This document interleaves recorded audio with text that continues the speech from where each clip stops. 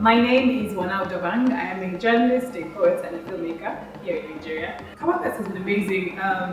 It's really a place I've been sort of swallowed in knowledge, really. You're just immersing yourself in the space of learning and knowledge. So it's pretty nice for me to be in a place where I'm just sat down and taking it all in. There's so much to learn about. This is my first time in Kaduna, and I think, a lot of the time, we don't know all we learn about certain parts of the country is what we see on television or in the news, or what people say, or the newspaper stands. So it's just nice to be in this space and take it all in. So that Kabafest has been just a very immersive experience for me. And it's about just soaking stuff.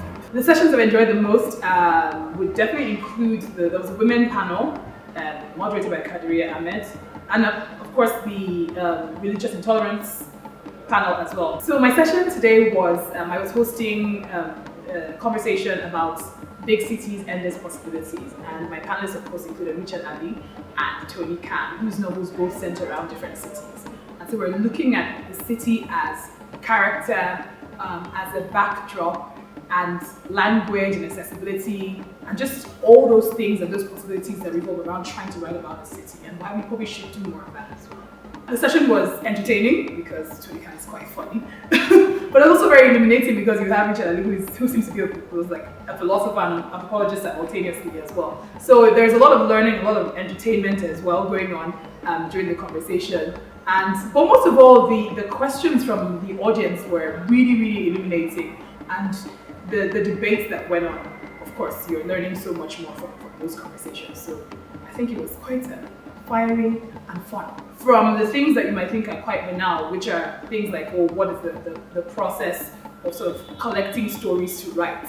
And it's something that normally you do. You would just think, just get a pen and paper or get a laptop and write, and then you start hearing the panel was talking about using their phones as voice notes. And I think these are things that people are not necessarily thinking about all the time. How you can sort of immediately capture moments and capture stories and capture words. I call it like stealing words. You could, during a conversation or a dialogue, just hear something that's really interesting and decide to sort of record that on your phone. And it's something that people might not necessarily think about instantly.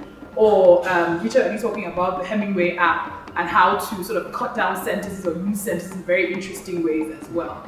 I think language, of course, was also an intriguing one, which is, I think it's an ongoing conversation, but it's always very interesting to me, this idea of language accessibility, or the idea of it being not creative or not heightened. Because language is not supposedly heightened, then you're not being creative enough, or your book is not sort of learned enough.